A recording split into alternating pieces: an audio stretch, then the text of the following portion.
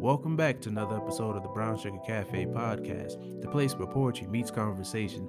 I'm your host, Terrence P. Elmore, and before we get into today's topic, make sure you hit that plus sign so you don't miss an episode. Also, please subscribe to my blog, thebrownsugarcafe.blog, and if you find any value in this episode or any other episodes, make sure you leave a heartfelt review. So with that being said, let's get to it.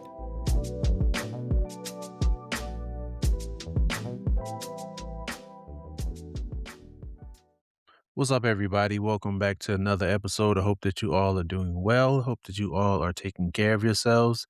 I hope that you all are staying awake. Daylight savings time just ended or started, however that goes. But today we have another special guest. She's been on the podcast before. This is her second time. Go ahead and introduce yourself. Hello, my name is Trenise. I am the owner and creative director at Your World on Film, where we help organizations of all sizes, entrepreneurs, and advocates for change tell their story through strategic storytelling. Thank you for being my guest. How have you been? Oh, and for those of you who don't know, this is my sister. Yeah. How have you been? Pretty good. You know, God is good. I've been really Amen. good. All the time. And all the time, God is good. hey, I wanted to have you back on here so you could talk a little bit about that.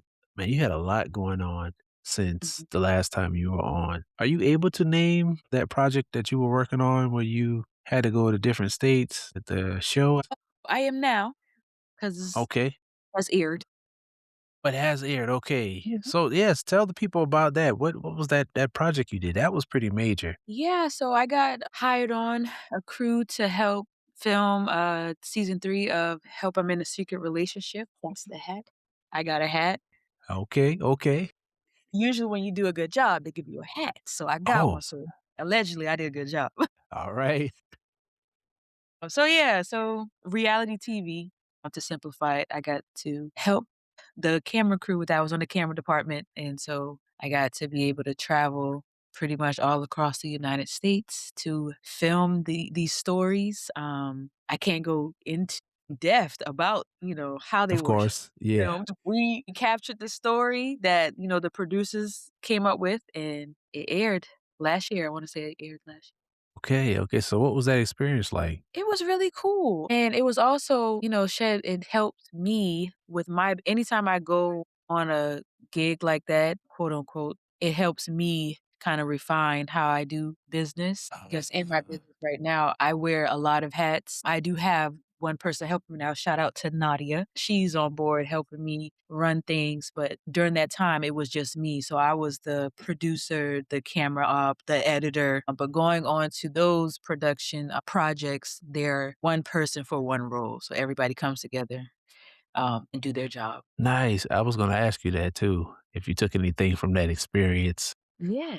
So, it just helps me even though, like, I play all of those roles, it just helps me kinda just fine tune in some areas, do my job a little better. Man, that's awesome. During this time, was there a moment where you felt like you were experiencing a vision that you had for your world on film? Yeah, absolutely. So in 2011, I heard God say the name of my business, Your World on Film. I didn't quite understand what that meant at the time, but I knew I wanted to be involved in projects where it had multiple people involved. So I was just like, all right, God, I see what you're doing. You got me here experiencing all of this so I could actually implement what I'm seeing and also run. Because right now I do have small crew projects to where maybe 3 to 4 crew members, and we're coming together to produce a project. So just being on set and looking around, and it's almost like God was like, "You're in the right track. You're on the right track. You're doing the right thing. It just glean from this so you can go back and do what you gotta do." Because one time, I don't know, me saying that, I just thought about this, but it's so cool. I'm working for Hollywood, but I remember God had to check me, was like, "Hey, you're not here to stay, like, you're here to learn." Yes. I'm almost, like, changing my mind, like, "Alright, when's the next, project?" When no, the whole purpose was me to learn from this so I could take it back. I'm already making plans to do other stuff, and that wasn't the plan. That was not the For my listeners who are not familiar, how did you get started with your world on film? Since I was a little girl, I've always been fascinated with, pictures. My parents used to buy our parents used to buy disposable cameras. I even had an audio Yes. recorder where I would records everybody's voice so I can play it back, and just save it for memories or, just to, like, run it back so I can experience what happened throughout that whole day. Because I literally had that audio recorder with me all day, every day. Yes. And then I love taking pictures, the process of going to get them developed, and then, because back in the day, you don't really see what you're taking. You don't No. No. kinda have an idea through that little small peephole, but, a viewfinder, Yeah. but then you get it back, and you're able to see, like, what you really took, so that was always cool for me. And then I remember in high school, there was, a journalism class, but for some reason, I did not get in that class. I don't know Me why, but either. Me either. I know why, but go ahead. I mean, I think I do know why. I did Yeah. not get in that class. They didn't feel like I had what it took to be Right. in journalism. However, I mean, I think they should revisit that. But anyways, because here I am now. But anyways, yeah, so that's when I got more interested in it. And even I remember like College Hill and all of that. I was always kind of Yeah. just interested. You took it back with that one. Yeah, that's reality TV, but that's Yeah. also documentaries. So they're documenting these people's lives, and I was like, "That's pretty cool." However, I did not like the dark part about it. I didn't like how they could take something that they said, twist it up, and then it's something Yeah. else. So my goal was to be able to like be a light in the media industry because it can be dark. And so, of course, I went off. I tried to do school, but really didn't work. I ended up getting into unnecessary debt. But I would do like some side projects here and there. And somebody actually found me while I was in school. And then I started working and I just didn't have time to go back to school. So, then you don't go to school, okay? Yeah.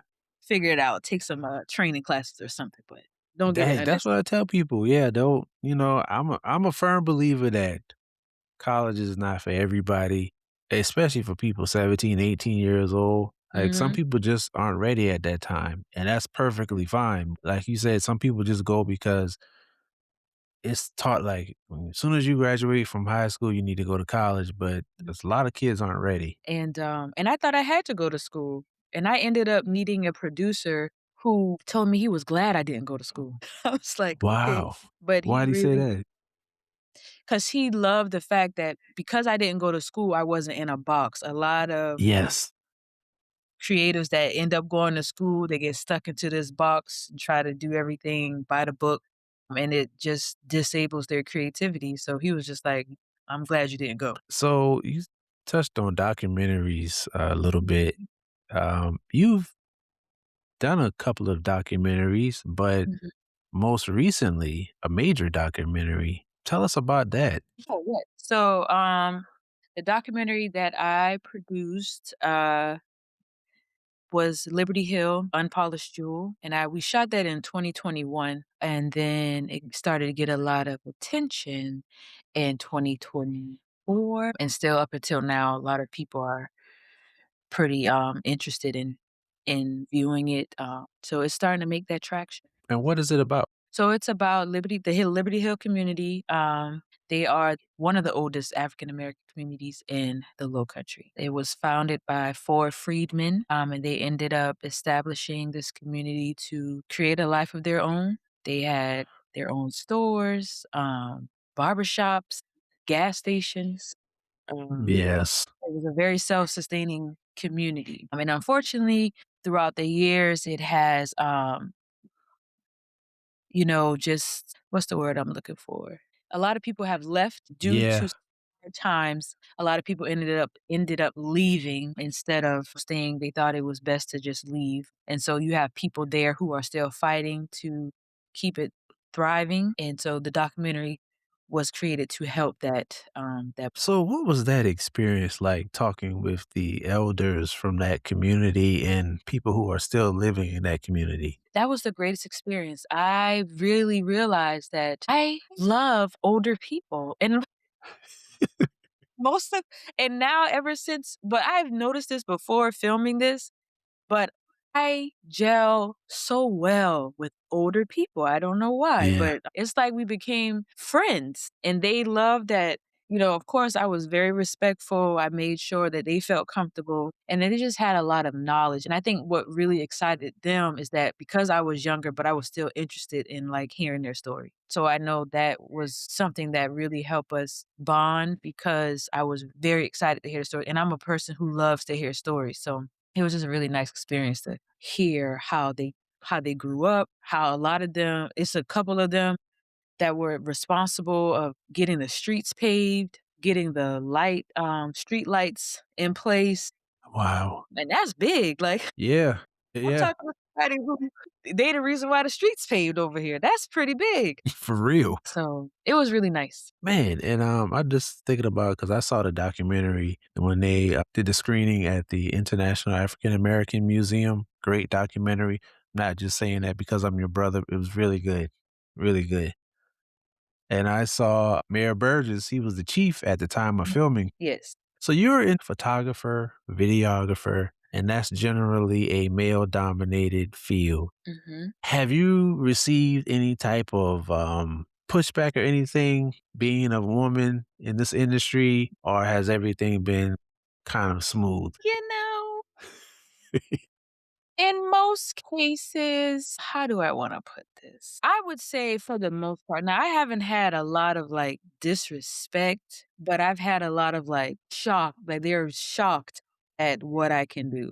Yeah. And I'm just like, I don't understand it, but majority of them are very shocked that, I'm the one behind the camera, but also I'm also editing because you have a lot of people who shoot but don't edit or they don't like to edit. But I love to shoot and I love to edit. So they're kind of like, I'm almost like a little unicorn now because they're trying to figure out, like, wow. So, and then you have some guys who try to challenge, they try to challenge how much I know if I know what I'm Oh, doing, but yeah. we can go on and on. Yeah, but I know overall, it's been a good yeah. yeah, it's been a good experience because in the beginning, I do remember this I took another documentary, I can't remember what it was, but I was helping this crew film a documentary and they needed a production assistant, and that's what I was usually doing in the beginning, just going on to a lot of projects and becoming a production which is like an extra hands, a runner, somebody to just be some extra hands and feet. But then this guy was like, I happen to look at your website and you know how to shoot really good. And then I think I want to give you the camera while we shooting over the next few days. And I was like, okay. Okay, Now that was okay. cool. Like that was the first time I've ever had somebody do that, Yeah. but that made me feel good because usually sometimes they kinda I call it little boy you when they when you not in their role, they try to little boy you, but this particular guy and that was actually the same project where the producer was like, "I'm glad you didn't go to school." And then he was just, like, Yeah. highlighting certain things, like, my certain behaviors and how I move. He was like, "Wow, you're already a good producer." Like, he just kept saying all these things, like, affirming what I already wanted to implement in Your World on Film, because Your World on Film is a production company. At the moment, we only do small projects, but at that moment, he was just affirming. Because I would say that I was probably doubting myself a little bit, but I feel like God sent him to affirm certain things, like, "You are doing this, you know what you're doing." And so, I will always remember that project. I can't remember the name of the project, but I remember who was it about. Yeah. That's good to hear. That's good to hear because, a lot of times, like you said, people may think you don't know your stuff, but the fact that he Mhm, went and looked at your website and was even interested to find out mhm. what you knew and what you were doing, that's cool by itself. Yeah. So I was like, "My website?"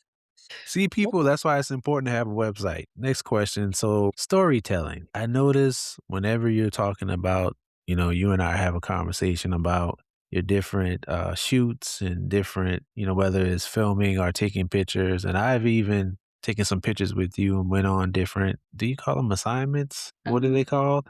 Gigs? I've gigs. been yeah, I what, second camera on particular gigs, Yes, you and scam. yeah, man, real quick. So I have been getting that photography itch again and videography itch again. I'm gonna be looking to get a camera You now. should. Yeah, man, because I that's something that I always wanted to do. Like Mhm. when I And you was do a younger. very good job. Well, The thank you. pictures you have taken, Thank you. very good. Yeah, because when I was younger, I wanted to, at one point, there's a lot of stuff that I wanted to do, but at one point I wanted to be a journalist and I wanted to be the person who took the pictures and also wrote stories. Mhm. And that was just something I really wanted to do. I mean, I have a podcast now, so I'm halfway there. You're a journalist. Halfway there. I wish they could Story see you from high school, whoever exactly. declined Exactly. whoever declined your entry. Right. But, I digress. I tell you. But, storytelling. Why is Mhm. storytelling important? And what is the difference between storytelling and just shooting? The difference, is storytelling is more you're more intentional. You have a lot of people who like, I always say for people who come on to shoot with me, like, the whole picture should tell a story, but nothing should distract. There should be nothing in the frame that distracts what the story is, and that's what shooting is. People will just shoot because 'cause they're trying to get the movement, the action, but storytelling makes sure that the whole frame tells the story. Did I make Okay. sense? I can't. It made perfect sense. But so why is that important? Like, let's say I design shoes. And I'm like, hey, I design shoes. I just want you to take some pictures. Why is storytelling why is storytelling important when it comes to the pictures? Mhm. I know you just explained it, but like for somebody who's looking to show off their products and they think like, hey, just take some pictures. But why is storytelling important when it comes to, I guess, products, for example? Right. Well, number 1, you wanna make sure that you're getting that message across, even though you might have a shoe. However, what is sets your shoe apart? How can we capture images that set your shoe apart and spread that message of, "Okay, look at his shoes." We have more detailed shots of why these shoes are different than the other ones. So, it's more than just, "Let's just snap these shoes." Let's get some details of these shoes. Let's look at the fabric. Let's look at how they're made.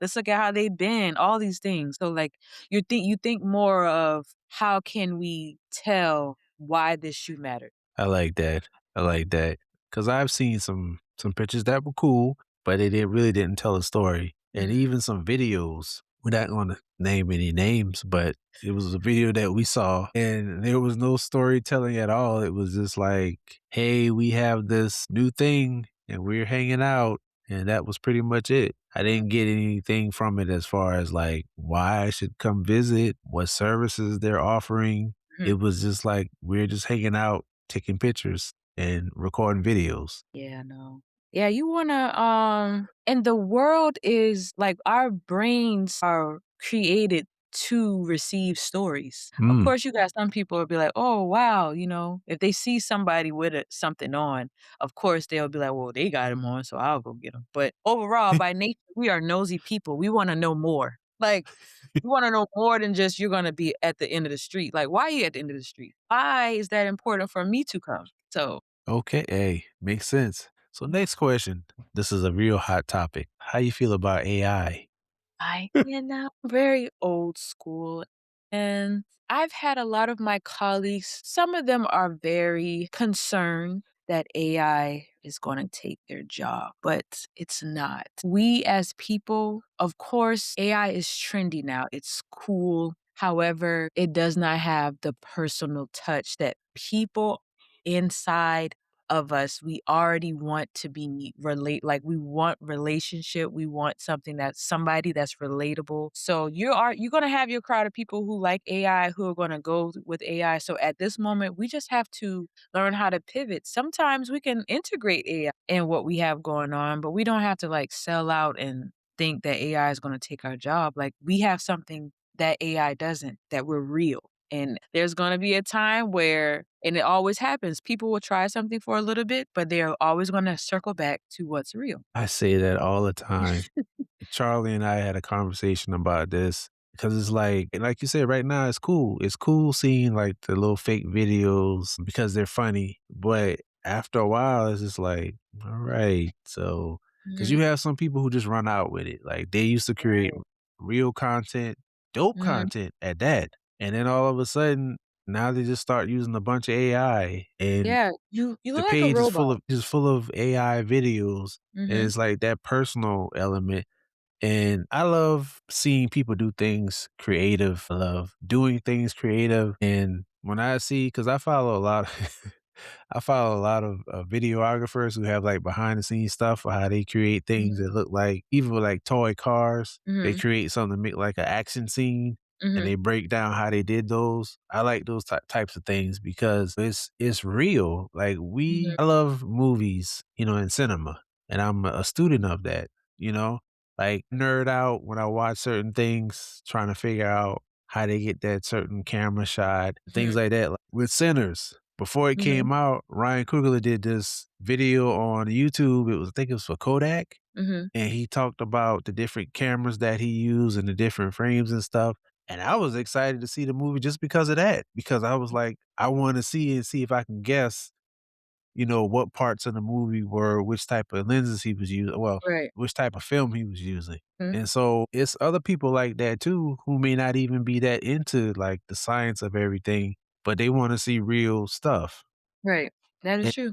Another thing, I have a conversation with a lot of people in the industry because, of course, you have some who get very scared and like, "Oh, it's oversaturated and all these things."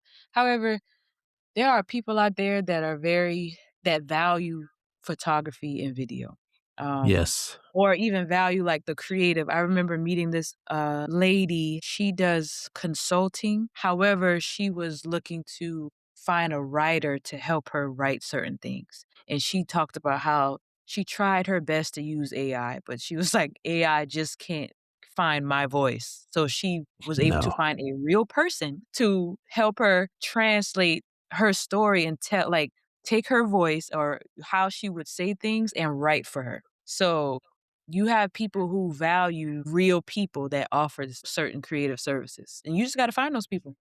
Yeah, cause like I went to a barbecue festival not too long ago, and it's people that had banners, but the banners well, like, those AI flyers you probably seen? It has like, it has like a lot of orange Mhm. and yellow in it. And Cause of course everybody it's banner like, look the same. they had those out there and I was like, you actually printed this off? And you have it as part of your canopy? I don't know. I mean, it's fast and I think that's where people not kinda, that's where people misuse it because it's created to be a tool to help Right, you with what you're doing, not a replacement. correct. Yeah, some people will learn the hard way, Yeah, yeah. and some people are learning. But I learned too, especially on the business side, you have people who have a business and you have people who have a brand. There are some people who are only concerned about the money and doing what it takes to get the money. But there are people who brand their business because they're concerned about the people that are coming to their business. So that's another we can go days for that. And some people who are just not gonna invest in their brand. They're gonna do what it takes to make sure they just Yeah, continue money. yeah, and sad to say, they will miss out on some money, probably not Mhm, enough to make them stop and, go back to regular things, but they'll miss out on some money because all of this stuff just starts looking the same. I mean, mhm, it's just like you can spot it. You can spot these right. AI videos because it sounds a certain way. Now, there are some some funny videos going around. Like there's one with I think it's Tom Cruise and Brad Pitt fighting, and it looks pretty cool, but it just reminds me of a video game. 'Cause it You looks know? so unreal. Yeah, because it's like it looks real, like it looks like them actually fighting, but Mhm, what gives it away is the background. Mm, It's like a city in ruins, and they're like on a either they're on a rooftop or on the ground or whatever, but the background is so basic. It's just mm. like, yeah, this is fake. But then you got a lot of people who don't know it's fake, and that's scary to me. Yeah, that is very scary. Man, Charlie and I talked about that too. It's just like, think about it. Like 20 years from now, like all these fake videos, the Sora videos that we're all laughing at, if somebody sees it 20 years from now and they're like weren't born and they're like 20 and they're looking at it, they'll probably think it's real. Sorry to that man. Yeah, it's just that's the scary part. It's like the people who aren't living now Mhm. will see this stuff and think it's real. And it's really fake. Yeah. So you have traveled the world pretty much with your world on film, and I know that's part of your vision. But what were those experiences like traveling to different countries? Were you You know nervous at all? yes. I remember I wasn't, like, too nervous, but I remember the the one time I was really like, "Okay." But when I went to Bali, I had to take a stop in South Korea, and, I was the only Yeah, in yeah. South Korea. And I was just like, yeah, I don't speak Korean, so I can't really read all the signs. Some of them had English. And then I'm on the plane from South Korea to Bali, the only one. So I'm just like, my gosh, I get to Bali still.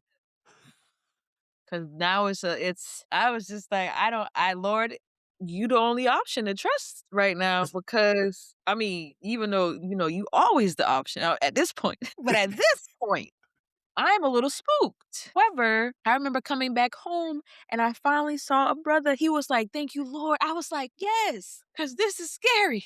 We were so happy to see each other.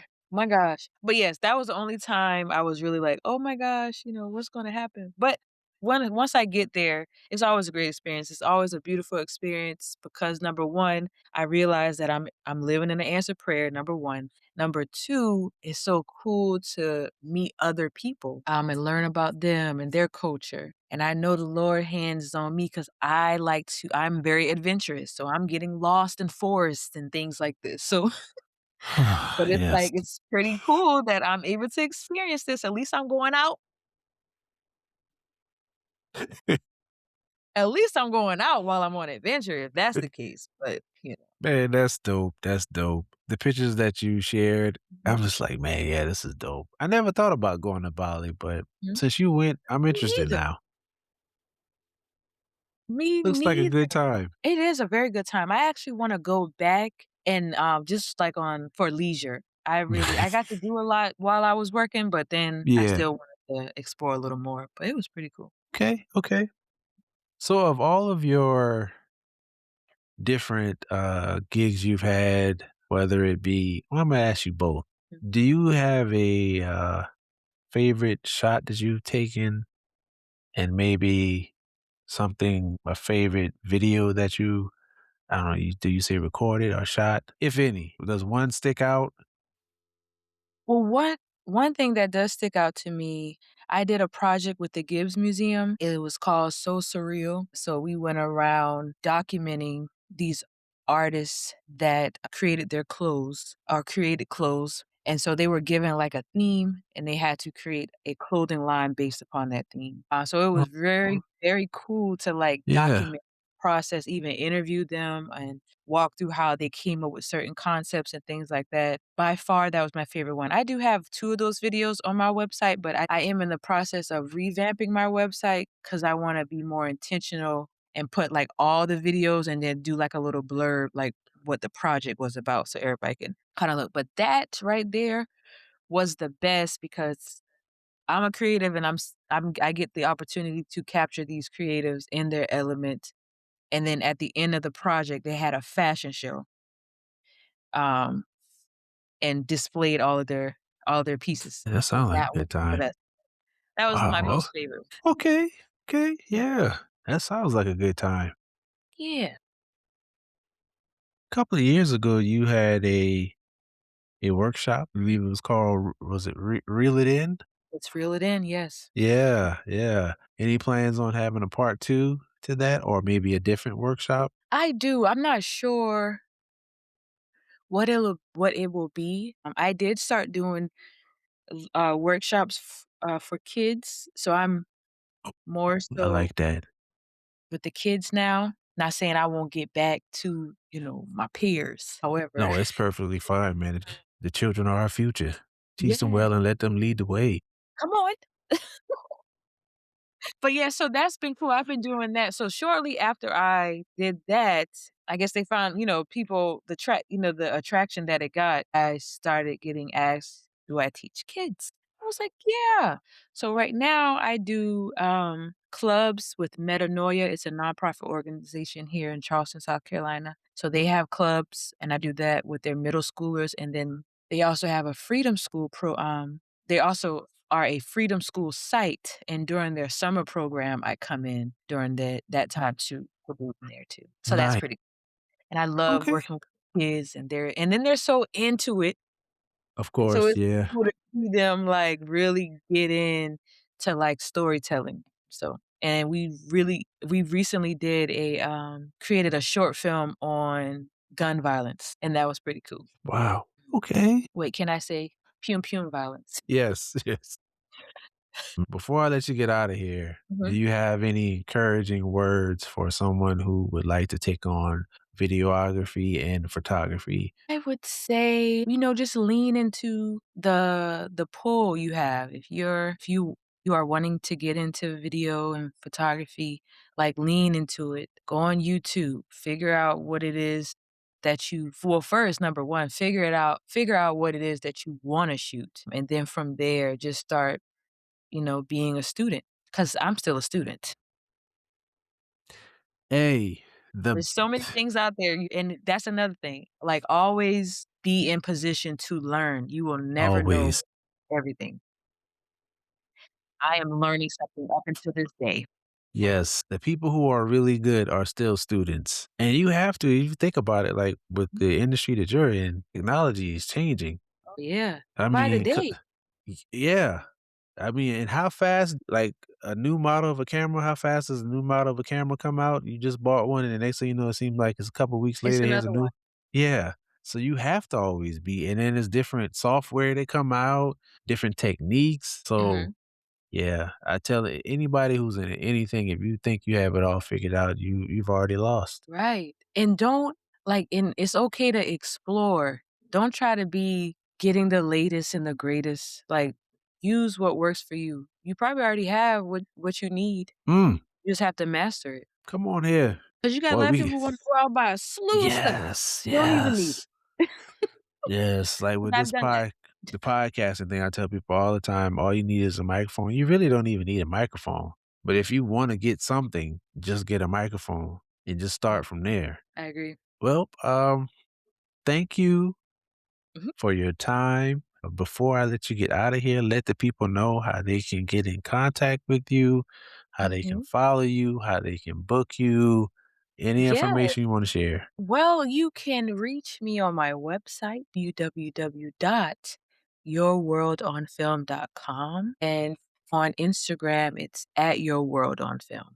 Okay, everybody, the information will be in the show description. So please hit Trenise up, check out her website, check out her Instagram, and book her. Get on that website and contact us.